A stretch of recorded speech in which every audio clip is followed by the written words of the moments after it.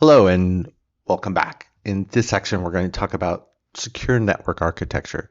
So far in the first three parts of the course, we've really level set, trying to get everybody, whether you come from an IT background or an OT background, a basic understanding of the different components that can make up a ICS or OT environment, and looking at some of the basics of cybersecurity. But now we're going to look at how we bring all of that together.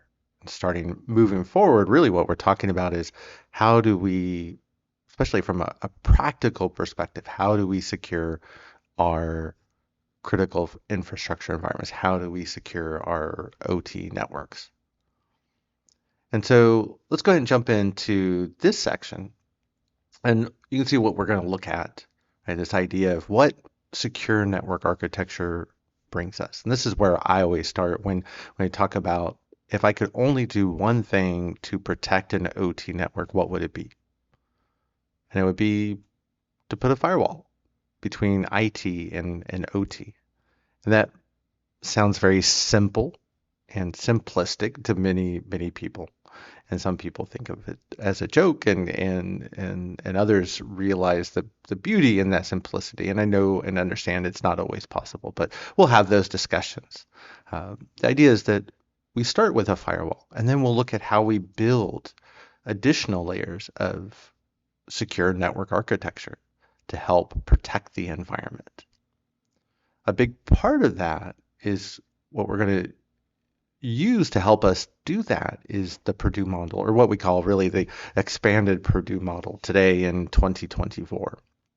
So we'll talk about the expanded Purdue Model and how we can do additional network segmentation around zones and conduits based off of ISA 62443. Right? We've started to talk about ISA 62443 as the golden standard of how we build a cybersecurity program in control system networks. We'll also talk about how attackers get into the environment with the kill chain. And we'll talk about the IT cyber kill chain from Lockheed Martin. So how do the attackers get into the environment, into the IT network versus, well, once they're in the IT network, how do they get into the control system network? And then how do they spread control and gain access and gain further control over the OT network? And that's really what's described in the ICS cyber kill chain that we're going to talk about. And then we'll wrap up with brief introductions to the Industrial Internet of Things, or IIoT, where we're basically allowing the OT network to have internet access. But of course, we want to do that as securely as possible. So we're going to introduce that here, and we'll come back and talk about it in later sections. And same thing with secure remote access, which is it's this necessary evil, if you want to describe it as such, to allow remote parties like vendors to be able to come in and do things like maintenance. Maybe someone needs to come in and maybe do a firmware upgrade on a PLC during a maintenance window. We want to allow them to be able to do that. And especially if it's in a dangerous environment, we don't necessarily want somebody standing there in the plant doing the upgrade when they can do it safely from home.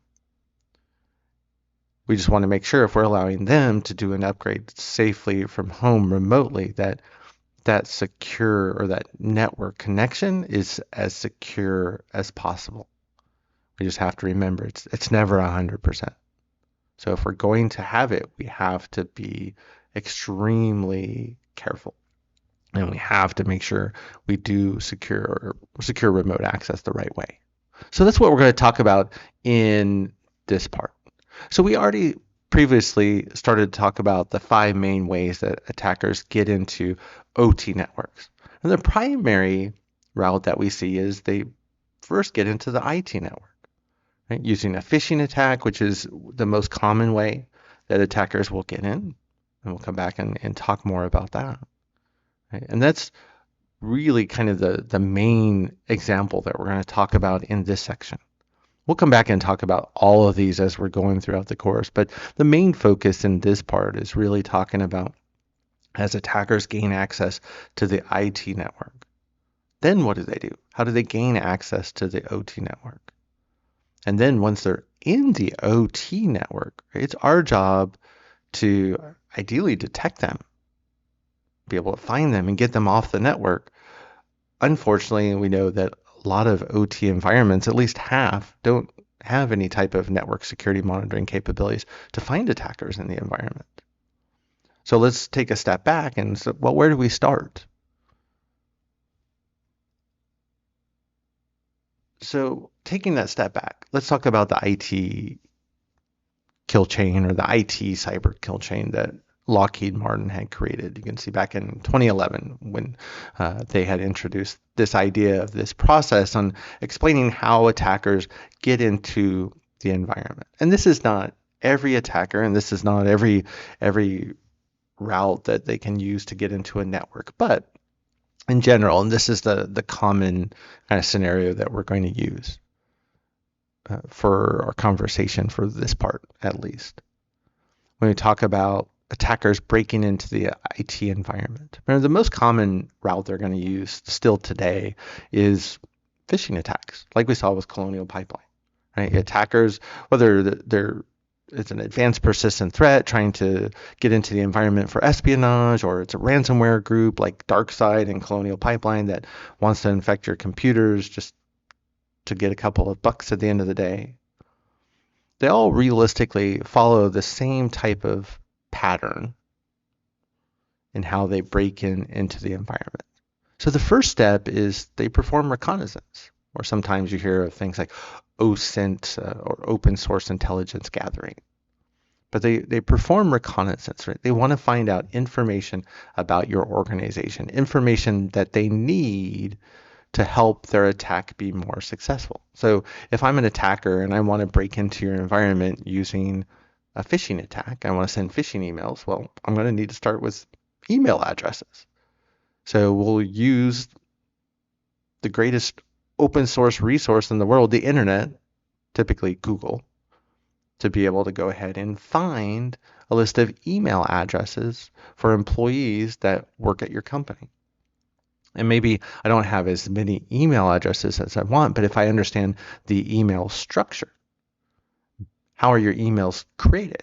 Meaning, when we have a new employee, right, we create an email address for that employee with their first name, followed by a period, followed by their last name, followed by the @ sign, followed by the company domain.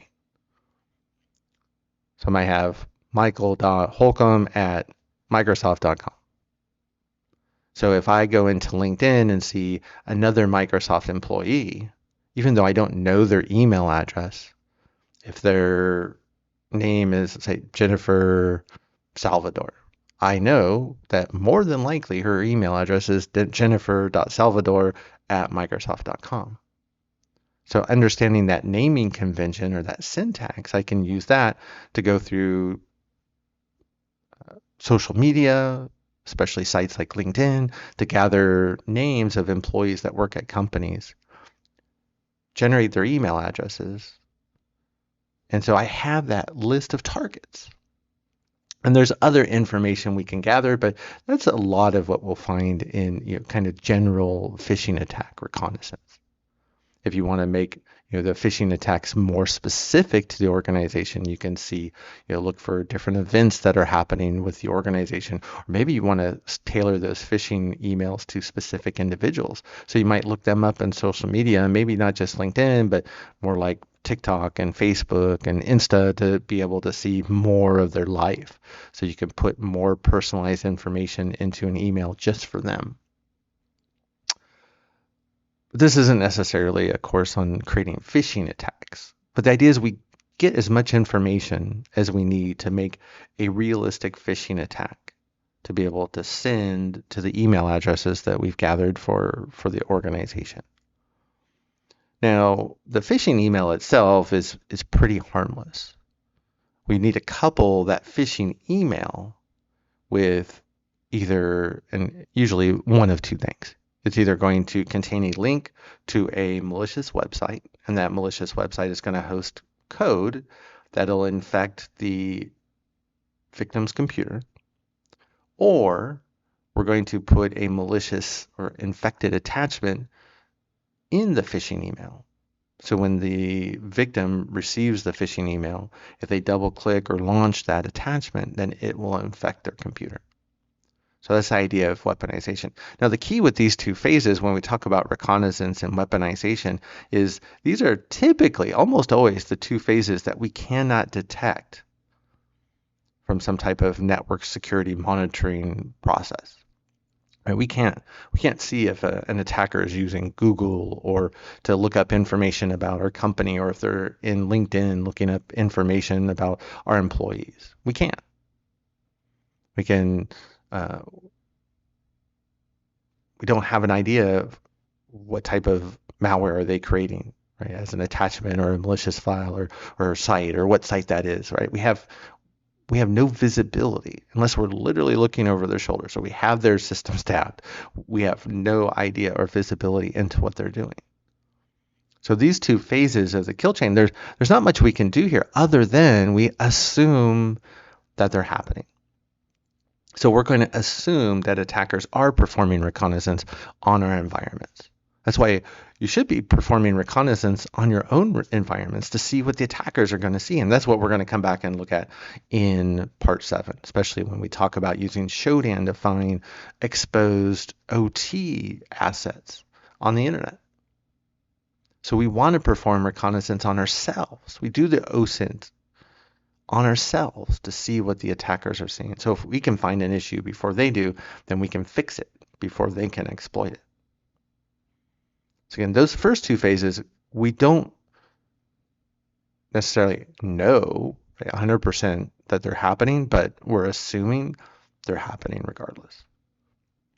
Now, next, once the attacker has their phishing email created, and they've created, let's say in this case, they've created a malicious attachment that's going to go with the phishing email. So they're going to send that to their target employees. And whether it's every employee in the organization, or maybe it's just a select few, you're going to send those phishing emails, right? That's the delivery phase. Now, when we get an employee to fall victim, so they get the email, they fall for it, and they double click that attachment. That's where the exploitation comes in, where it starts. So then the malware installs on the machine during the installation phase. And once it's installed, almost always, that system is configured with the malware to go out and make a connection to what we call a command and control server out on the internet. That's a host that the attackers have control over. So when, let's say, Jennifer Salvador at Microsoft falls victim to, and I hope there's not a real Jennifer Salvador at Microsoft, but there could be. But when she falls victim to that phishing email, it opens up that connection to the computer that the attacker controls. And it gives the attacker then access to her computer as her. So the attacker now has access to all of her data, her application, her email. And then potentially the attacker can then take additional steps to gain full administrative control over that system. And then look at gaining full administrative control over other systems in the environment, especially if they're looking for sensitive information. So those are the first, kind of the 6 main phases. And I was jumping ahead a little bit, but then the last phase is really once the attacker has that foothold in the environment, once that machine's infected and they have that connection to their command and control server, then they want to be able to do what they're going to do. So depending on what is their objective, right? What is their mission? Is it for industrial espionage? Is it to plant ransomware? Is it to, the list goes on, but it's going to depend. Right? That's the general IT cyber kill chain, as far as explaining in general, most of the time, how attackers get into the environment.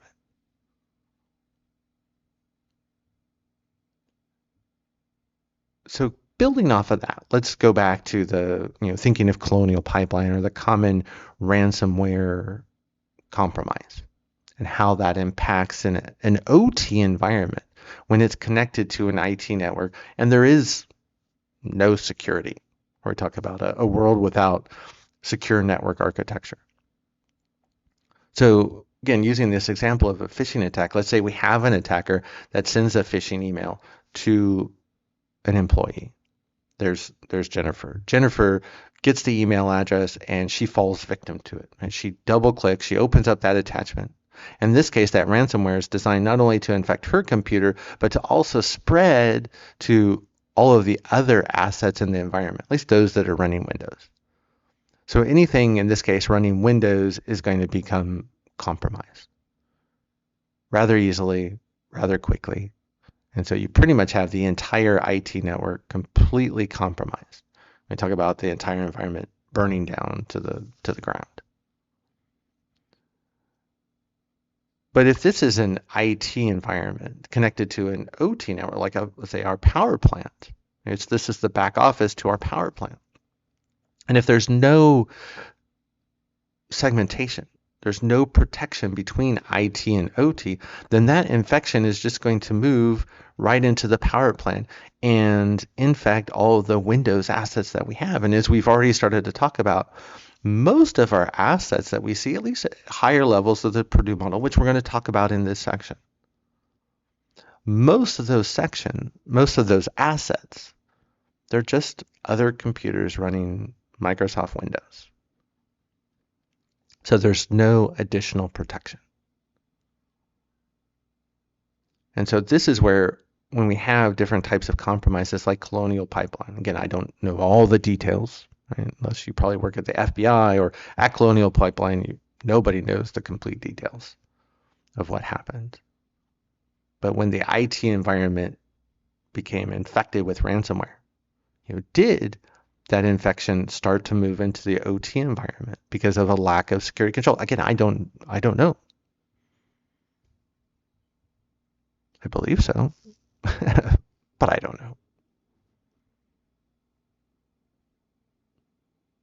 So how do we protect against this? And this is where we were talking about firewalls earlier, not to jump ahead. So let's take a step to the side, though, and talk about the Purdue model, which we started to mention. Right? This idea that we have this structured, almost framework that we can use to understand how IT and OT talk with each other, and then how the IT and the OT networks are comprised of their own layers that talk amongst themselves. And that we can use this to start to have a conversation about security. So the Purdue model, and you can see it was created in the early 90s. I get to nerd out about this because there was a floor engineer that was on in the working group that created the Purdue model. And this is not the original Purdue model. This is what we call, that you see here, this is what we call the expanded Purdue model. But the idea is that the Purdue model and the expanded Purdue model, right, can be used to break up an IT-OT environment into these different levels or layers. And that we look at how we can secure the environment from a network perspective. And so this is where we start when we talk about secure network architecture in OT. And you can see at level 4 or 5, those top layers, that's the IT environment. That's the back office, right? That's where our employees sit and they read their emails and they browse the internet and they get infected. But they're directly connected to the internet. Right? So that's where we see the most danger. Now at the lower levels, that's where we have the OT environment. So you can see levels 0, 1, and 2, really that kind of make up those, let's say, the lower levels of the OT environment. That's where we have our things like our PLCs that bring in data from things like sensors, right, and control different systems, like in our power plant, the turbines and the combustion chambers and the generators. And then we use different systems like engineering workstations to be able to update programming on those PLCs or upgrade the firmware. And we collect process data and store that on data historians. And we're able to see or visualize the process that's happening in the environment on those HMIs and so on and so forth. And then we still have more to the OT environment because at level 3, we have a whole other layer an upper layer, if you want to talk about. They have it labeled here, site operations, and this is based off of the SANS version of the expanded Purdue model. So we have an additional layer of engineering workstations and data historians, which we're going to come back and talk later about why we have multiple layers. We can have things like Active Directory for doing authentication for our Windows-based assets. Might have some other type of management system that's specific to that different type of environment. So if I have a power plant versus a manufacturing facility versus a railway, right, where each is going to have its own different type of management system or systems that are specific to that type of environment. So we'll look at some more examples of that later on as well. So really what we're doing is we're saying levels 4 and 5 are levels 4 and 5 up top, that's the IT environment. Levels 0, 1, 2, and 3, that's the OT network. Now between the two, we create a DMZ, or what you see here is level 3.5. So just like we have, if you're familiar with an IT DMZ between the IT network and the internet, right? We put that DMZ to help protect an extra layer of protection between the IT network and an untrusted network like the internet. Now, from an OT perspective, right, we're not connected directly to the internet, ideally. But the one network we're going to be connected to is the IT network. And that's the untrusted network from the OT perspective. So we want to make sure we're going to put a DMZ between us and the IT network. So that's what level 3.5 is. So we're going to create a DMZ, and ideally with 2 different layers of firewalls. And that when we have resources that need to talk with IT, we're going to place them in that DMZ. Now remember, we don't, if we can get away with it, if it's technically possible, we don't want IT to be able to originate connections and talk with OT. We want OT to originate those connections and send data to IT. Like in this example, let's say I do want to automate the installation of Windows patches on things like my domain controllers and my data historians and my engineering workstations. Remember, those are just Windows servers and workstations, laptops. So what we can do is we can put that patch management server in the DMZ. So we configure the OT Windows servers to reach into the DMZ and get patches. Well, the patch management server in the DMZ, it reaches out to the IT patch server and pulls those in to the network. So everything's being pulled into the OT network. All those connections, they're originating from OT, right? OT is going to IT asking for that data, not the other way around. And if it's the other way around, if we allow IT to reach into OT, then if an attacker gets into the IT network, and they can find that route and they can use it to get into the OT network. We'll talk more about that as we go on. So even just by simply placing a single firewall, and this is what Rob Lee even highlights. And he talks about it, and just at the last Dragos summit, he mentioned this, and I've heard him say it before. Most OT networks, they don't need zero trust. They don't need the latest shiny toy, I always say. They just need a firewall. Okay, if there's one thing we can do to protect OT, is to install a firewall. Now, obviously, there's a lot more that we want to do on top of that. But if we could only do one thing, it's to install a firewall. Because of this exact example. So if that attacker sends that phishing email and Jennifer falls for it, and that, let's say that ransomware takes off and starts infecting all the Windows-based resources in the environment, and it goes to move to the OT environment, if that firewall's there and the firewall's configured correctly, the ransomware infection is stopped from spreading into the OT environment. We're done.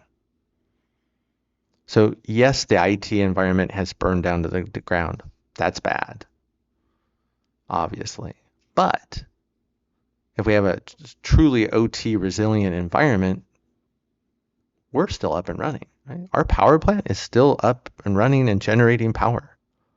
The business is running around scrambling to try to fix everything so they can get back up and running from a business perspective. But hey, you know what? We're still generating power.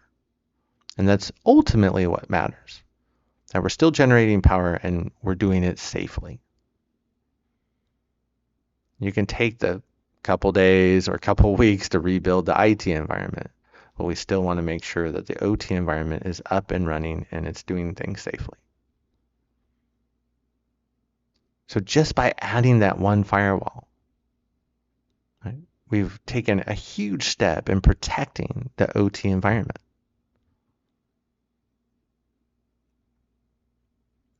So let's talk about firewalls for a few minutes. And so just if you're not familiar with the firewall, right, we'll typically think of a firewall as a hardware appliance. And yes, there's virtual firewalls and we can talk about network-based and host-based. Right now, we're talking about a network appliance, a physical appliance, and that's what we want to focus on for right now. And that we're going to put it in the network to filter traffic between two or more network segments. For now, we're talking about what we were just looking at, right? Having that firewall, that physical network appliance between IT and OT, right? Filtering traffic between IT and OT. Because by default, that firewall says we're going to block all traffic between IT and OT, from IT to OT and OT to IT. And then we only come back and open up those specific holes in the firewall that we need to allow the business to operate. So again, if we can, we don't want to allow any traffic directly from IT into OT. Remember, we want the traffic connections to originate from OT and allow them to reach out to get that information. There are also the idea of OT-specific firewalls like mGuards that can understand not only protocols like TCP/IP, but other common OT protocols like Modbus, the most commonly used OT protocol. And we're going to come back and talk about those later. Really, at this level, when we're talking about just protecting IT from OT or OT from IT or both, right? We're really just talking about common old firewalls that we see in IT environments, right? Cisco's and Palo Alto's and Fortinet's. Now there's a couple of main different types of firewalls. The most basic that you see, and you see, originally they started out just as simple packet filters. And there's a lot to unpack here, but bear with me for a few minutes. Idea with the packet filtering, this is where you have the firewall and it's going to filter traffic, right? Either block or allow it based off of what we call the 5 tuples. And a tuple just means it's a list of things. So we have this list of 5 pieces of information. These are 5 pieces of information that are very important from a network intrusion detection perspective. So we're going to come back and talk about this in one of the last parts of the course. But when we want to allow traffic, and we want to allow that traffic based off of and make it as specific as possible. So we can say where it's coming from, and not only just the IP address of where it's coming from, but what port is it coming from? And where is it going to? So what's the destination IP address? And again, not just the IP address of the host that it's going to, but the port. And then what protocol are we using? In this case, we're talking about the transport protocol. So is it TCP or UDP? Typically, the ICMP is typically the only other protocol you'll see when you're talking about the 5 tuples at this level. And that was the most basic form of packet or firewall, where it's doing packet filtering. Now you can even do packet filtering on switches, and we're going to come back and talk about that later. But for now, remember, a switch is not a firewall, and a switch does not replace a firewall. I've gone into environments where I remember going into one environment, a very large environment, and the the gentleman that was in charge of the site was really proud of their new firewall that they had installed, and I had to break it to him. It wasn't a firewall; it's a switch. So switches can sometimes emulate firewalls, but they're not firewalls, and they're not designed or meant to replace firewalls. So we'll come back and talk more about that as well. Now, all firewalls over the last 20 years, probably at least, do packet filtering and stateful inspection. The idea is with stateful inspection, it tried to kind of act as a stopgap to address an issue where if you had a previous or an older firewall, that you could have an attacker try to pretend to be return traffic, saying maybe using a common example would be in our IT environment, we had that firewall right between us and the internet. And we know that the employees at that company go out and visit websites out on the internet. And we almost know always, right, they're going to Amazon and Google, right? There's a lot of common websites. So what if an attacker could spoof one of those IP addresses and send packets to the firewall pretending to be from, let's say, google.com, say, hey, I'm just return traffic. Now it's all spoofed, and it's kind of hard to pull off these different attacks, but it's not impossible. So it was a way for attackers to slip through because the firewall didn't have any idea of, is that legitimate return traffic or not? So that's what stateful inspection does. It watches when your employees leave, when they go out to the internet. So it says, oh, okay, Mike just went out to google.com, and there's the return traffic from google.com. If there's someone else saying, I'm return traffic from google.com trying to go to Mike, the firewall says, I don't see where Mike went to see you at this one point in time, so I'm just going to drop you. That's the idea of stateful inspection. So that's what all firewalls do these days. All firewalls at a bare minimum do stateful inspection as well as packet filtering. We're going to talk a lot more about packet filtering though. Now there's also deep packet inspection. This is where we came up with next gen firewalls at this point 10, 15 years ago. The idea where you have a firewall that not only allows traffic in and out and we filter it and does stateful inspection, but it essentially acts like an intrusion detection sensor, and it looks at the traffic and it can look for suspicious or malicious activity. And whether it's at the TCP level, maybe it's an application layer. So maybe it's looking at HTTP traffic or FTP traffic to see if there's some type of attack there. And then a lot of times you can also use these to do things like URL filtering, right? So don't allow your employees to go to gambling websites and porn sites, those types of things. But deep packet inspection is really this idea of I want to open up the packet and look to see, is there anything in there that looks suspicious or malicious? That's also what we'll see when we come back and talk about the OT specific firewalls like an mGuard, where you can actually go in and determine what specific commands do you want to allow, let's say between an HMI and a PLC. So if an attacker gained access to an HMI and they tried to use it for anything other than a legitimate command, they would be stopped. Great, right? So it's another reason why we want to implement firewalls. And the more firewalls, the better. Almost always. I was in one environment, they literally wanted to, implement hundreds of OT firewalls, which in a way I really appreciated, but even in that environment, it was overkill. So we were able to scale them back a little bit. Now, this is the idea of an access control list that we were mentioning. So if you've never seen one, and this is one from a standard Cisco firewall, looks the same on a firewall or a switch, and these are very similar to other firewalls. So that's why I like using the Cisco one. Now the Cisco ACL always starts with, at the very bottom, even though you don't see it, it actually has what we could talk about as far as the deny IP any. So by default, if you don't add any of these additional rules, by default, a firewall, will block all traffic. It's saying, block everything. But then we come back and we want to open up individual holes. So we can talk about the ACLs here, but let's jump to the next slide. So hopefully this will help give you a bit better idea of what we're trying to accomplish with the ACL. So you can see the ACL that we were just looking at in the upper right-hand corner. And then that little line below trying to show you how the rules are written, how the ACLs are written. And then we have our example of our power plant with the IT and the OT networks separated by a single firewall.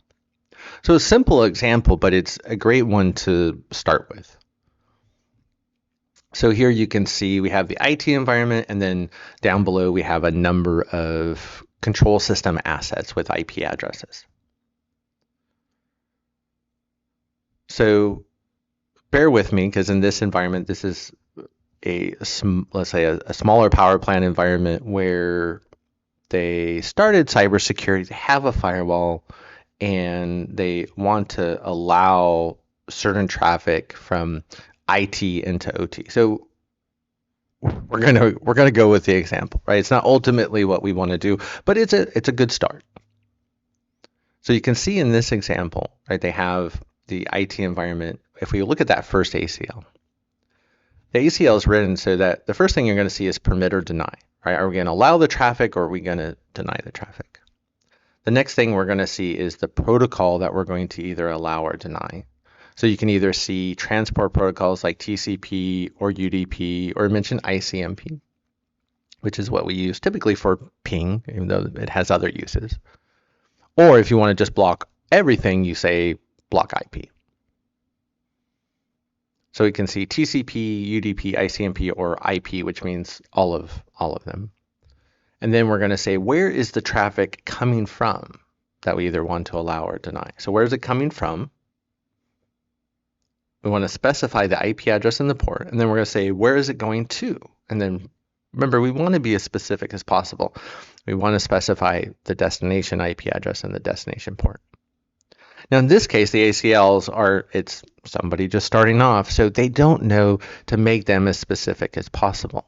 So in this case, if I'm looking at that first line, it's saying, okay, allow, right, permit TCP traffic from any source IP address and any port, basically on the IT network, to access the device at 10.10.50.152 over port 80. And if you're not familiar, port 80 is used for HTTP, which is the unencrypted web browsing. So more than likely, if we're allowing somebody to talk with an OT asset running a web interface, it's probably going to be either some type of management server where they're running an application, or an HMI. So in this case, if I look at 10.10.50.152, this is my little icon for an HMI. So they're saying allow anybody in IT to talk with this HMI over 80. And you can see the next line says, oh, permit TCP any host to 10.10.50.152 on port 443, right? The encrypted version of web browsing. So we're allowing basically unencrypted and encrypted web browsing to the HMI interface. Now we can also see there's a permit TCP any host 10.10.50.150, same host, on port 3389, which is used for remote desktop, which is for Windows host. So we know not only is this probably an HMI, but it's also an HMI that runs on Windows, and that you can remotely connect to it with remote desktop, so you could log into it as if you could remotely any other Windows machine. Now the next line actually references a different host. So you see permit TCP, remember, coming from any host, any source IP address, any source port, and going to the specific host at 10.10.50.154 over port 502, which is the port for Modbus. So this is almost always, just by looking at, we're allowing Modbus traffic, almost always going to be a PLC, and that's the little icon down at 10.10.50.154 that represents a PLC. And you can see we're going to allow ICMP to that host as well, so somebody could ping it, even though we might not want to allow ping traffic, because even ping could potentially bring down an older asset. Now we're talking 20 plus years older, but it still could happen. Never know, but we'll come back and talk more about that later. And then the last thing you can see is we allow permit UDP traffic from any host, from anywhere on the IT network to that PLC at 10.10.50.154 on port 123, which is used for network time protocol with NTP. Now, there's other ways we can do time synchronization in OT environments as well, but NTP we'll see most commonly, usually in the Windows and Linux and the traditional IT world. So a lot of that does creep into OT. So this is an environment where they're just starting with security and they know they need a firewall, which is great. And they block all the traffic by default. But a couple of things are missing. One is they're allowing IT to talk directly with OT, not the other way around, right? So that's a big miss. And they're not being as specific as possible with those ACLs. Again, they're saying, oh, just allow anybody in IT to talk with those resources over those ports. So again, the ACL is somewhat limited, right? It's saying which IP addresses we're going to and which ports we're going to, but it doesn't say, well, what IP addresses and what ports are we coming from? So remember, we want to make it as specific as possible. So again, it's a good start. There's just a bunch of misses. And this is very common when I work with, especially smaller environments that are just starting out in securing their OT environments. This can be very similar to what you might see.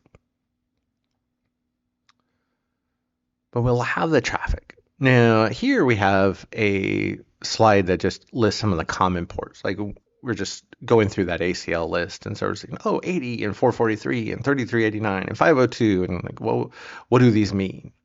Right. So different ports are commonly associated with different services or protocols. And that's not always the case, but there are some common ones. So if you see TCP 21, it's 99.999% of the time going to be used for FTP, for file transfer. TCP 22 is almost always going to be used for SSH, right, to remotely log into that host from a command line perspective and be able to make changes. And you can see Telnet, the list goes on and on. So I try to list some of the common IT protocols on the left-hand side that you're going to see in OT environments, because you'll see things like LDAP on Active Directory domain controllers, or you'll see Microsoft SQL Server running on a Windows server for that's acting as a data historian because it's running SQL Server, which is where it stores all of the process data. And then we have some common ICS or OT protocols as well. I put these in numerical order, so things like S7, Modbus. I think those are always the easy ones to remember because they're kind of similarly numbered, right? 102, 502. And then you get into other ones like CodeAssist, PCWorks, Omron, DMP3, BACnet for our building management systems. If you want a more thorough list, obviously Google is your friend, but I also have some cheat sheets in my GitHub repository. So check out GitHub, go to github.com/utilsec, and you'll see go to the quick start guides. And then I have quick start guides for Shodan as well as Nmap, and then they're there for IT as well as OT. So they have more comprehensive list for IT and OT separately. But it's a great reference to have. So we can come and look at, there's also additional ways that we can configure firewalls in the environment. This, again, is where we're just talking about protected. I always keep saying it the wrong way. It makes me sound bad. We'll say, in this case, we're implementing security between IT and OT. We haven't even got into, well, how do we implement security within the OT environment? For now, again, we're still focused on between IT and OT. Now, here's where we implement not just one physical firewall, but two layers of physical firewalls to form that IT, OT, DMZ, or level 3.5 of the expanded Purdue model. And so the idea then is we have that layer of communication separating the two.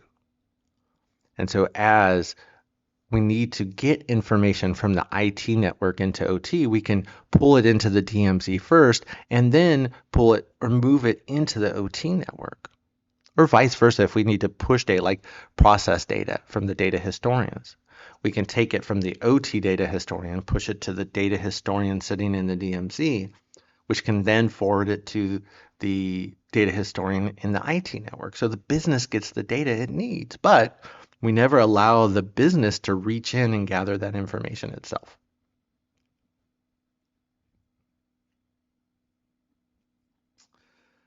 Now there's the idea of the triple home firewall. And I want to talk about this and then we're going to go back to the last one. So remember we'll go back there already. So in the last one, we talk about what I consider the true DMZ is where we have multiple layers of firewall, physical firewall appliances. You do see some environments, and this should only be an IT environment, and even then, this is just not a good idea. In order to usually save money, right, which is not a bad thing, but this is the one place where you don't want to save money. You can see they have an IT OT DMZ, they have an IT network and an OT network, but they're only using a single firewall to do this. So you get a firewall appliance that has 3 or more interfaces. The problem with this is, what if the attacker can take control over the firewall from any of these segments, especially IT? If I'm in the IT network and I take control over the firewall, then guess what? I have access to the IT OT DMZ and I have access to the OT network. Done deal. Whereas, at least if I'm back in the traditional dual-homed DMZ, the whole point of having those 2 layers of firewalls is that if an attacker gets into the environment, can they gain access to that firewall? And this is where we come back and say, well, let's say if they're both Cisco ASA firewalls, and the attacker gets in and they have a 0-day attack for Cisco ASA. And remember, 0 days are not just for nation states anymore. You see, ransomware groups and other types of attackers have 0 days as well. But let's say they have a 0-day attack for a Cisco ASA. So then they can use that and they can blow right into the IT OT DMZ and then they can get right into the OT network. So the one caveat or the one exception we want to make when we talk about creating this dual-homed DMZ, not only do we want 2 layers of physical firewalls, but we want those layers of physical firewalls to be from different vendors. So let's say I have a Cisco ASA layer up top between IT and the DMZ, and then I have, let's say, Fortinet firewalls between the DMZ and OT network. So even if an attacker has a 0-day for a Cisco ASA, and they can get directly into the DMZ, they're not going to be able to bypass the Fortinet to get into the OT network. Now, if the attacker has 0 days for both, they're more than likely going to be nation state, and there's nothing you're going to do ever to keep them out 100%. So this is when we get to a point where we can only do so much, right, before we need to shift our priorities, right, and our resources to focus on building up security elsewhere, like in network security monitoring. So when the attackers do get into the environment, then we know about it. But for now, remember, if we're going to have those 2 layers of firewalls, do it the right way and have them from 2 different vendors. Companies don't like to do that because, well, you have to have people that understand how to manage and administer 2 different types of firewalls. And they can be different, but there's a lot of similarities between them as well. So it's not the end of the world. But that's the best approach, is to have 2 different layers of firewalls from 2 different vendors. I actually just worked with a client, an outside client from outside of my day job, and they had 2 different layers of firewalls from 2 different providers. Absolutely impressive. It's like, that's exactly the way you do it. All right, so enough about that. All right, so let's move on. So this is what I was alluding to earlier. Now, network switches can pretend to be firewalls because we can add access control lists to switches. So that way, as traffic comes into a port, We can say what traffic to allow or not, just like with a firewall. And the nice thing again is, especially like in the Cisco world or others, this if you can write a ACL for the firewall, you can write an ACL for a switch. And you're just doing it on a port by port basis. And this is what we're going to want to come back and do later on to further limit the traffic that's flowing between segments and devices within the environment. We want to do as much segmentation as possible. We want to do as much filtering as possible, because that's going to limit what the attackers can do when they get into the environment, because they will get into the environment. It's just a matter of time. So we want to apply ACLs and switches. That's great. But again, what I was mentioning earlier is we don't replace firewalls with switches. So when we're talking about segmenting different networks completely one from the other, like IT and OT, we use physical firewalls. If you use a switch to do this, you're just increasing the chance that an attacker A can take control over that switch, and then they can bypass the security features. So just remember for now, a switch is not a firewall. We're still going to leverage all the security capabilities of a switch, no doubt. But switches are not meant to replace firewalls.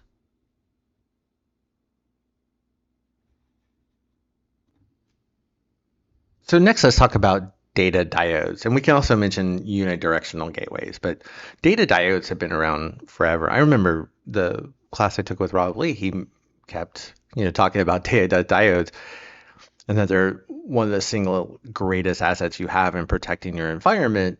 And at the same time, nobody uses them. And that was practically 10 years ago at this point. Well, little under, but yeah, it's people use them even less and less. Now they have an alternative called a unidirectional gateway, or something like a unidirectional security gateway, that essentially does the same thing. And let's talk about them and you'll see what I mean. So the idea is a data diode it's an appliance, right? Kind of like get a network firewall. It's an appliance and use it to connect networks together.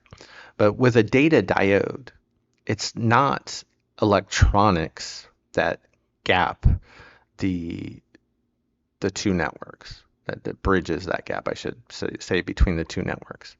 What it does, it uses physics, right? It's a light system to be able to transmit data, and it only goes in one direction, just like if you're sending data down fiber. So it literally can only send data in one direction. There's no possibility of return traffic, zero. So if we're going back to the premise that we only want to allow OT to send data to IT, a data diode fulfills that need. It's the perfect tool to be able to do that job. I think the problem is these days is sometimes they're seen just as older systems that aren't that popular. Right? They typically now they tend to be a lot more expensive than unidirectional gateways or firewalls. And so I think you just don't see a lot of people rushing out to buy data diodes and implement them, even if they're sold on the fact that we only want OT to send data to IT and not the other way around. So if you don't want to go down the data diode route and invest in those, then a unidirectional gateway is a reasonable alternative. It's just not as physically and secure from a physics perspective, right? It's more of it's hardware, it's software. It's kind of emulating the, hey, we're only going to allow the OT network to send to IT, not the other way around, right? Unidirectional, but it's not as secure because it's hardware. Hardware and software can be hacked. So unidirectional gateway vendors drive me crazy because they all talk about their appliance. They all talk about their appliances. This will make your network unhackable. No, it does not make the network unhackable. Right? It allows me to send traffic from the OT network to IT and not necessarily hopefully have IT return traffic to OT. but I would not consider your gateway unhackable. And it doesn't make the network unhackable. There's lots of other ways to break into the environment. You're addressing just one of them. One of the big ones, sure, but just one of them. So let's kind of calm down the marketing rhetoric and be a little bit more realistic. It's a piece to the puzzle, right? It's a layer of security we're going to implement. So if we're not going to do data diodes, let's do a unidirectional gateway. Yes, but we're not going to assume that it's going to make the network unhackable, because it doesn't, right? If anything, right, somebody brings in an infected USB drive and plugs it into the network. The network was just hacked. The network was just compromised. So saying a unidirectional gateway makes your network unhackable is ridiculous. That's me on my soapbox, so I'll get off of it now. And this was just going back to looking at that expanded Purdue model and the idea that when we implement data diodes, let's say we want to push, let's say, process data from the data historians in the IIoT DMZ, we want to push that into the IT network. We want to make sure it's that one-way communication, so we could do that with a data diode that doesn't allow return traffic. That's all we're just trying to show there. Remember? And then boom, it's blocked. Can you do that with a firewall? Sure. Can the firewall be hacked? Yeah, just like a unidirectional gateway. Data diodes, the chance of it being compromised, even if it's compromised, it's still physically, the path will not allow traffic from IT to OT, period, the end. That's why it's that much more secure. It's just going to be more expensive. So most of the rest of the part of the section, we're not going to spend a ton of time on these, but going back and looking at each of the layers of the expanded Purdue model. Now, one thing I want you to keep in mind as we're going through this, and let's kind of go back to this one just for a minute, is that there's a general rule when we're talking about designing how systems communicate within the Purdue model or the expanded Purdue model. I get in trouble when I just say the Purdue model. All the older folks in OT cybersecurity, they jump on you because there was no level 3.5, right? There was no IIoT DMZ. So if I call this the Purdue model, they literally will jump on you. That's not the Purdue model. You don't know what you're talking about. I've had people tell me that. I get it. Okay, the expanded Purdue model, right? With the expanded Purdue model, we have kind of this general saying a lot of people will use, saying only allow traffic to travel up one layer and down one layer. Meaning, if I have an asset in the OT IT DMZ, that data historian, that patch management server, the anti-malware server, I only want to allow it to communicate with or have assets communicate to it with it from level 4 or level 3. That's it. Right? It should not be able to reach level 5. It should not be able to reach level 2 or 1 or 0, and vice versa. Level 0, 1, 2 should not be able to reach into level 3.5. Remember, 1 up, 1 down. So if I'm at level 2, right, those level 2 assets, they can talk with level 1 assets and level 3 assets. But I don't want an engineering workstation at level 2 to be able to reach into the DMZ, right? That's 2 levels up. So 1 level up, 1 level down. And that's a pretty good general rule of thumb, I think, for most people to get started. All right, now I'm going all the way crazy. So remember those upper levels, and I just group them all together, right? The idea that, okay, we have level 4, we have the IT back office or the enterprise IT network, right? Again, that's where everybody does work. They're sitting at their desk, they're browsing the internet, they're reading their emails, they're using their applications, they're putting data into Excel. Again, the most danger there is that's the internet connection. And that's where we're receiving the emails and bringing in the phishing attacks that our users are going to be, or our employees are going to be clicking. But at least we have that enforcement boundary / firewall between IT and the rest of the OT network, including the DMZ. And then we can still, I just group 4 and 5 together. But if you get back into the, well, 1 up and 1 down, any resources that are talking with the DMZ should be in level 4.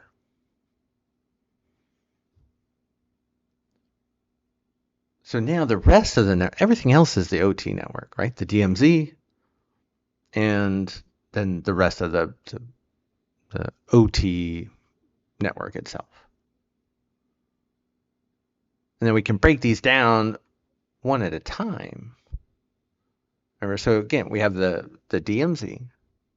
So that way, if we do want to allow communication between OT and IT, and in most environments, there's some need for some type of communication. Okay, ideally, we can push the data from OT into IT, and we don't allow IT to talk, with the OT. Manufacturing is the one environment where it's almost you have IT talking with OT, unfortunately, because of the way the manufacturing systems work. But most others, thankfully, that I've been involved in a lot of different projects, some very large environments that you can configure it so only OT sends to IT. There are some small exceptions. We're going to get to those in a little bit. But we've talked about the DMZ. Remember, we have those 2 layers of firewalls, ideally from different vendors, to protect those resources that are sitting in the DMZ, and that we use those as those kind of middle pivot points or transfer points to get data in and out of the OT network. So if I want those patches or anti-malware updates, I go to the DMZ to pull them into the OT network. And they got on those servers because I pulled them from the IT network. The IT network never initiated any of those connections. They were all initiated from the OT side. To get data historian or process data to IT, we push that. Right? We push it into the DMZ from the OT data historians, and then we push it into the IT network. So the business gets its process data. We give it, right? We pushed it there. We put it there. They didn't come get it. And if we allow them to come get it, that while they're legitimate, an attacker is going to get into the environment and use that same process against us. So that's why we don't want to allow IT to open up communication with us. We open up communication with them. And that's basically what we're saying here. So now there's level 3 for site operations, and it gets the Purdue model also, an expanded Purdue model talks about not only what if I have a single site, but what if I'm managing multiple sites? How does that come into play? So in this case, we're just talking about a single site. But so there's site operations. So right, we're doing what we do in OT. Right? When we say like SCADA, right, supervisory control and data acquisition, the whole point is be able to acquire the data, so we're monitoring what's going on in the environment, and that we have the ability to control, to make changes to the process if we ever see an alert or get some other reason why we need to make a change. So we're monitoring and control. So ultimately, a lot of what we're talking about in security is ensuring visibility into the process and the ability to control the process.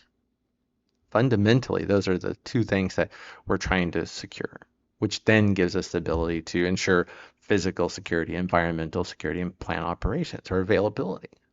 But we'll come back and talk more about that later. At these higher levels, and this is what we've already been talking about, when I look at the engineering workstation, hey, that's running Windows 10 or Windows 11. That data historian, it's Windows Server. Active Directory, definitely running Windows Server. That operations management server, more than likely going to be running on Windows Server. All Windows servers, which is great from an ease of administration perspective, which is why they're there. That's why we see Windows everywhere in OT, because we can transfer IT skills to make it easier to manage. But if we're making it easier to manage, we're also making it easier to hack into, right? To break into and compromise. And that if we don't have those boundaries, remember in our example, without secure network architecture, that ransomware infection went right in from IT right into OT. And it happens like that because all of those higher layer assets that are directly exposed essentially to the IT network, they're all running Windows. If we go down another level, guess what? Almost everything there is running Windows as well. That another engineering workstation, whether it's a laptop or a workstation, it's running Windows 10 or 11, or maybe older. That data historian is running Windows Server with SQL Server. That HMI, it's probably running Windows. The SCADA, now that might be some type of proprietary system. I was just thinking back to the Mandian announcement about the latest Ukrainian power outage where the Russians had broken in and used living off the land techniques to move through the Windows systems to then move to the one micro SCADA server that they used to turn the power off to flip all the breakers. So almost everything at level 2, once again, it's almost always Windows. So it's going to become important for a number of reasons, especially when we talk about network intrusion detection and things like vulnerability management and asset registers, which we're going to get into in the next part of the course. But again, think almost all Windows, almost all. Then when you get to level 1, 0, this is where Windows drops off and it's almost never going to be seen.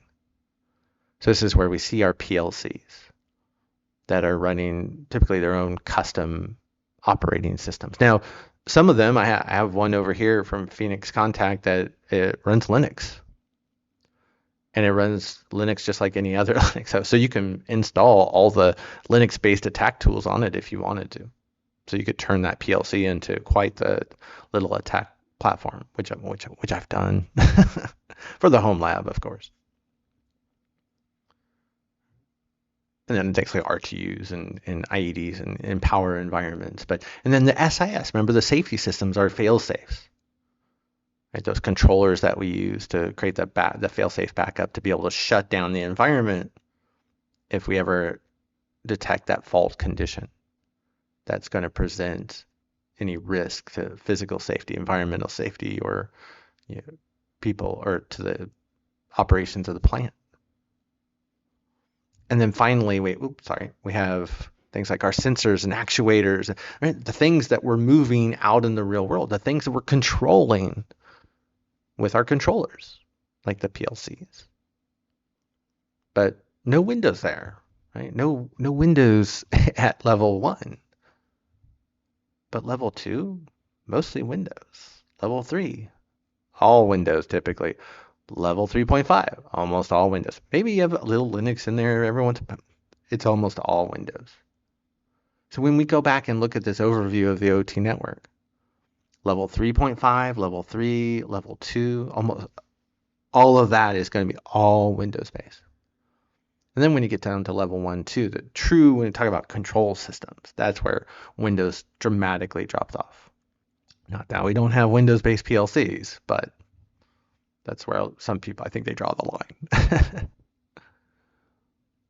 But it becomes important because when we think of it from an intrusion detection perspective or the attacker perspective, it's Windows. I know how to break into the IT environment and move from Windows to Windows machines. So yeah, I can just do that just as easily in OT until I get down to things like the PLCs. That's where the attackers slow down. And we'll talk about why that happens coming up.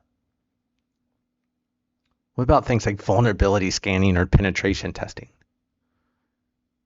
There's usually the general, well, we don't do those things in the OT environment because we don't want to crash the systems. Like, well, we might worry about level 1 and level 0, maybe that SCADA system at level 2, but if everything else is running Windows, at least maybe from a vulnerability management perspective, scan away. Maybe. That's a conversation for the vulnerability management unit. So I'm jumping ahead again, but just to kind of plant those seeds. So it's not just as cut and dry because now we have most of the environment is Windows. And so that's where we get a lot of this crossover between IT and OT, or we talk about IT and OT convergence, which is the most risk that we have in OT is from IT-OT convergence. All right, But to get us back on track, let's kind of jump back ahead. I don't want to go too far down that rabbit hole. All right. So earlier we kicked off the section talking about the IT kill chain from Lockheed Martin. So Michael Asante, which we really think of as the man who, and there were others as well, but Michael Asante really was the spearhead of really creating this idea of this field of OT cybersecurity. I don't think they didn't even have the term probably OT back then, right? Or industrial control systems, cybersecurity. And of course, his right-hand man was Rob Lee. So they created the idea of the ICS cyber kill chain. So what they're trying to demonstrate here, and you see the link in the papers there if you tilt your head and you can read it. But the idea is, there's the normal process that the attackers use to get into the IT environment, right? And then, okay, they're in the IT environment. But if their ultimate goal is the OT network, well, then they have to get into the OT network. So they basically have to start all over again. Now, remember, one thing we were just highlighting is that a lot of the OT network is made up of those Windows systems that, well, if an attacker got into the IT network because it was Windows and they moved probably pretty quickly through the environment because it was Windows, they're probably going to do the same thing with the Windows environment on the OT side if we haven't done secure network architecture appropriately. So that's where we talk about, right, having multiple layers of firewalls for the DMZ, different providers.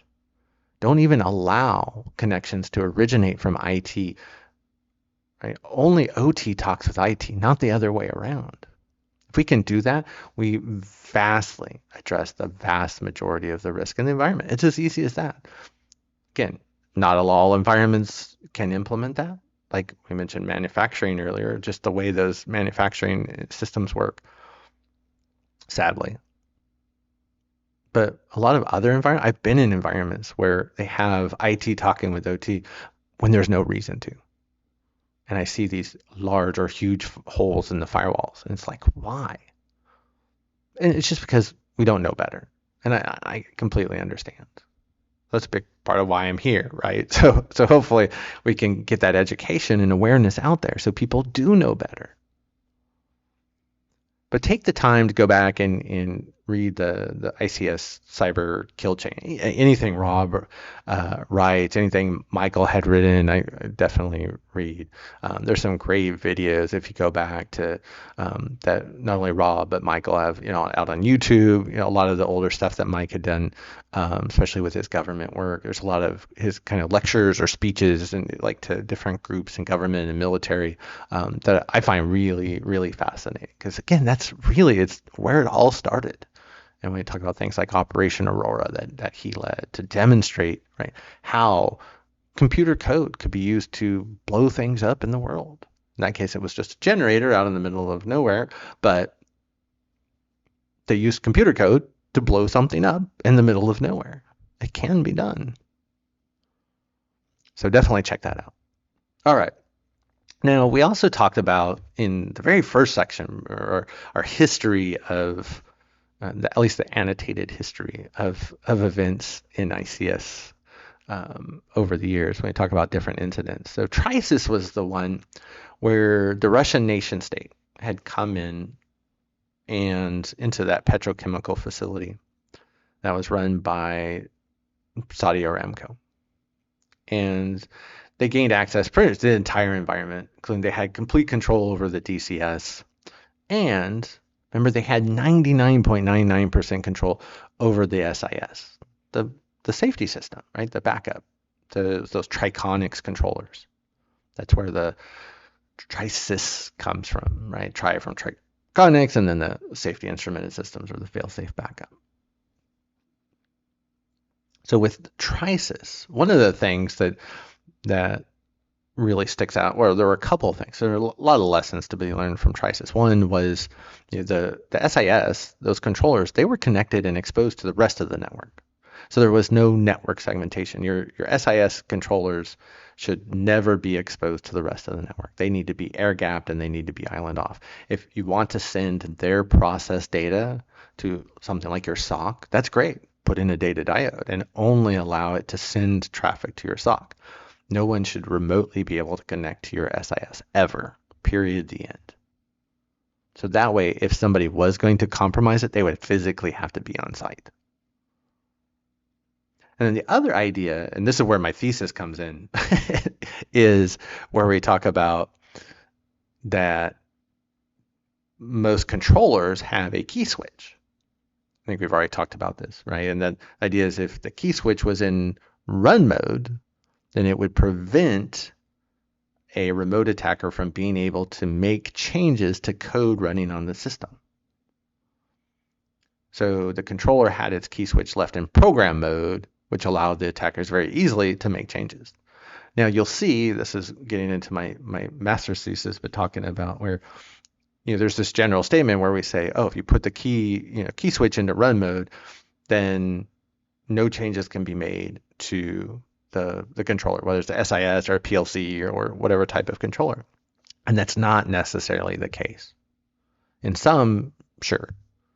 But in a lot, like the PLCs that I tested for my master's thesis, which are more commonly used PLCs in environments, especially in the United States or North America, right, there were a lot of bypasses that existed. So even though it was in run mode, that if you went to update the PLC programming code, it would actually say, hey, do you want to bypass essentially the safety feature of run mode to upload your new programming code? And you'd be like, yes. Sure, you had to know what the password was to log into the PLC, but that was it. You say yes, and your code's up and running. Now, for most, if you want to upgrade the firmware, that's where you have to take it out of run mode. So that's definitely a positive step in the right direction. So it's still important to monitor for when PLCs come out of run mode, or even more importantly, to monitor for when code changes are made on PLCs. So you can investigate to make sure, was this an authorized legitimate change, or is this something more suspicious or malicious in nature? But that was, remember, Trices. So if anything with those controllers, right, key switch is good, right? Still not bulletproof, but still a step in the right direction, right? Monitor for those changes, investigate when you need to. Right? And then also make sure to isolate the SIS from the rest of the network. Don't allow a remote attacker to be able to connect to it.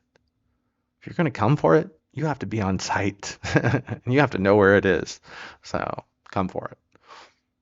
And hopefully we'll have guards on guns with guards with guns protecting it. So, and really big dogs. So, all right. So the next part of this section we're going to talk about is how do we further break down or segment or protect the OT network itself, right? So we've talked about the DMZ that we're going to put in between IT and OT, maybe even a data diode or unidirectional gateway. But now we're looking at, let's just focus on the OT network. And this is where we go to 62443. So 62443 talks about the idea of zones and conduits, which for me, admittedly, it was just kind of weird terms, but I completely see how engineers came up with this. The idea is a zone. If you're coming from the IT world, think of the zone for now, and it's not perfect, but for now, as a subnet. And that in that subnet, we're going to put in all the assets that share a common function. Like we're just talking about the SIS. So let's say I have these 4 different controllers that make up the SIS. I'm going to put them in this one zone. And actually we'll add some data diodes, right? And also, so they're in this zone. I'll have another zone for things like maybe my control systems for, how about fire suppression, right? That's also another very important zone to have. So we have these different zones that represent all these different processes in the environment. And then we can allow communication between those zones. Again, we might want to allow the SIS to send data to maybe a SOC, right? But that's it. So it can push data to the SOC, but that's it. That's the only communication. That communication is what they call a conduit. So any communication between zones is called a conduit. So with 62443, one of the things we do to implement security is conduct a risk assessment. Well, that risk assessment is based off of looking at the zones, right? Seeing how the assets are grouped. And again, usually those are grouped within the same subnets, which makes it really easy to work with. If they're not, still not impossible, but it's just not as nice. And that between those subnets, any communication, right? If we're allowing, in this case, this engineering workstation on the right-hand side, maybe this is like the operations zone, that we're allowing that engineering workstation to connect to the PLC in the second zone on the left-hand side, right? That communication from the engineering workstation to the PLC, that's a conduit. So when we do those risk assessments, we document all of the zones, all of the assets in those zones to understand everything that happens in each of those zones, and then also the conduits between them, which people always hate because they might have the zones and the assets documented, but they probably don't have the conduits documented. But you need to get them down to be able to review them. So usually you can pull those out of firewall configs if you have firewalls between them, if it's maybe just switch connectivity. So you might be able to pull that data out of the switches. And things like net flow data, which can show us what systems are talking with what other systems, right? Without having to go onto each of those systems and log in and try to see if they have something like an ARP table or other way to be able to look at network communication, like NetStat. Like a lot of these devices have something equivalent to NetStat. Like I was just playing with a Siemens PLC the other day, and it even exposed NetStat over SNMP. Just like in the Windows world, it's like, oh, this is horrible, not secure. But that's the idea of zones and conduits. We're going to come back and talk about that more because we have a later section talking more specifically to 62443. And my next class that I'm going to build, it's all dedicated to understanding 62443 because it's one of those where it's just like this, to me, and I think a lot of people, at least those from the IT background, I think feel the same way, the ones I talk with, the people I talk with, because it's like you get this great standard or framework. It's like, here's all the information you need to secure your OT environment. That's awesome. It's like, this is what I've been looking for my whole entire life. But then you start reading it and the way they've structured it and the parts, and it's just, to me, there's like no logical flow and it's not explained from a practical perspective. It's like, I just want to know how to do it. And the way it's structured and laid out just doesn't, again, for me, it just does not work. So the class I'm writing now this is the practical approach to implementing a cybersecurity program based off of 62443. I'm really excited about that because I think it's really key. I think it'll help a lot of people. So again, we're going to come back. Actually, I think this is the wrong unit number, so don't quote me on this. But it might actually be right. But we are going to come back and talk more about zones and conduits when we get into 62443, when we talk about the risk assessments piece. So we'll look at those. So real quickly, let's talk about the industrial Internet of Things. And we'll come back and talk about this later on as well. But I did want to introduce it here because we are talking about secure network architecture. With IIoT, this is a term that came from General Electric. And the idea, the way it was explained to me was GE, and I actually live not too far from the plant here in Greenville, South Carolina. And one of the gentlemen that runs cybersecurity for GE for many of the product lines is here in Greenville. He knows everybody in the OT cybersecurity world. Hi, Rob. And so Gary, actually, but anyways, long story there. The idea is that GE and two of the things that they built here in Greenville is one are the big turbines for wind farms and locomotives.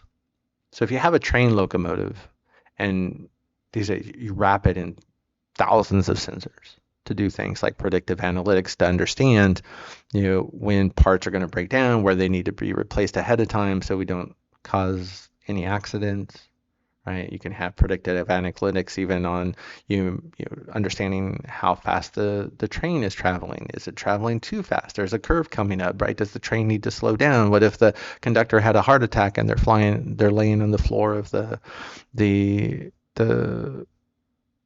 train, right? So being able to take all of this data into consideration. The idea is you need a powerful computer to be able to crunch those numbers, and you're not going to be able to fit that computer on the train. But you can take that data and you can push it up to the cloud, and you can crunch the numbers there and make that information available in the cloud. So it's awesome that you can get all of this data, that we can have all these sensors, we can get all this data up to the cloud. But in that case, we're connecting our OT environment, in this case the train, to the internet to get to those cloud-based servers. So it's another one of those where we don't want to tell the business, no, you can't do this, because they're going to do it anyways. But we want to make sure we say, okay, let's do this as securely as possible. So that's where we start thinking of things like, well, data diodes or unidirectional gateways or a firewall to be able to allow the OT network to send to the cloud in one-way fashion, but not allow return traffic. That can make it as secure as possible. So it's a win-win for everybody. It's secure, right? We don't allow attackers coming in from the internet to talk directly to the OT environment, whether it's the train or a wind farm or power plant. But we get that data out in the cloud, and then someone can pull up a dashboard and realize when they need to do maintenance and replace certain parts on the train, because we don't need any more derailments. We have way too many derailments as it is that could have been prevented by things like maintenance. So that's the quick introduction to industrial Internet of Things, which again, we're going to come back and talk about later on.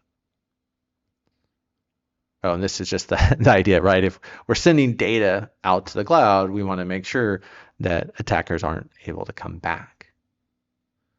So remember, we make sure that it's an outbound only connection. We do not allow the data to come back. So we're just providing the data for read-only capabilities in most environments. And then that's changing as well. So more to come. And then the last thing to talk about is secure remote access. Again, we're going to come back and talk about this more in detail later on. But again, just to wrap up the secure network architecture, because it is part of that conversation.